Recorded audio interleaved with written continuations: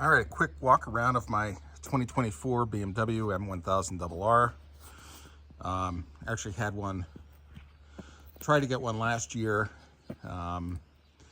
Dealer was not able to get an allocation, so I ended up getting the single R, and this finally came in. I have to say I love the bike, but I am pretty annoyed by BMW. The double R's did not get shipped in the US with the carbon fiber wheels. They got shipped with the M forged, which, you know, for street riding is probably fine, but what bothers me is that the value of the carbon fiber wheels, if you were to buy them, are $3,600 more than the forged carbon, forged aluminum.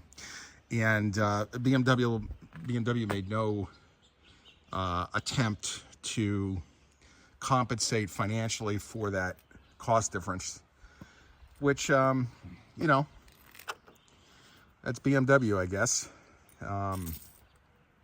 Bike itself is you know, beautiful. It's a familiar ride. If you're familiar with the powertrain, this bike does sit a little bit taller. I'm short.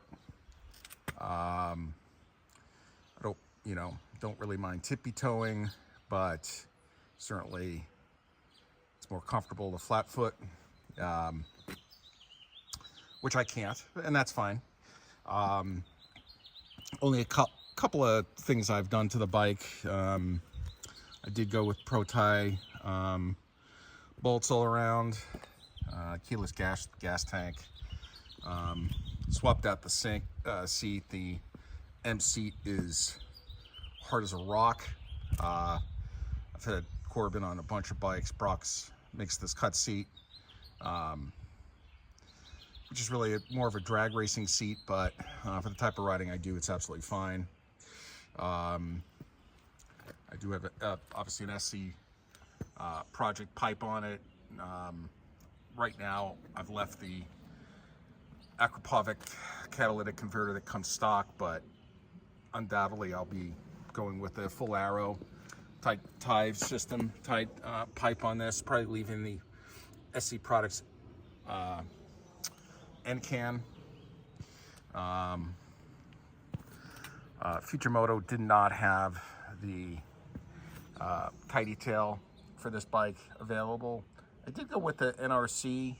This is their updated kit. Actually, it's pretty nice. I've had their kits on some other bikes. I have to say this one is probably the best one so far I've seen. Yeah, I guess that's about it. I do want to do something with the mirrors.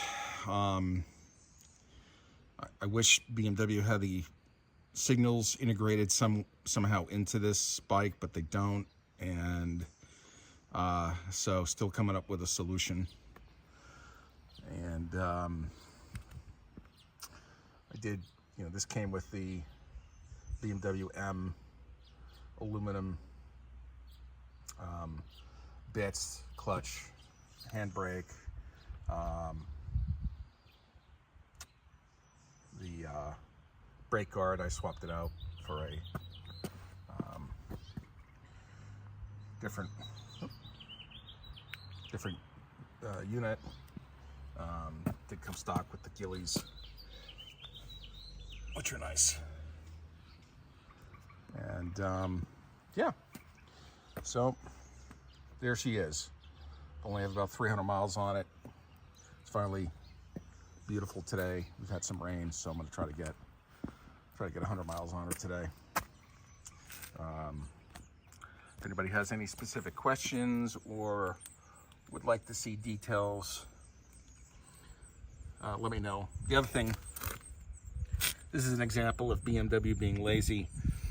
So that bracket, not sure if it's in focus. Obviously, there's nothing attached to that.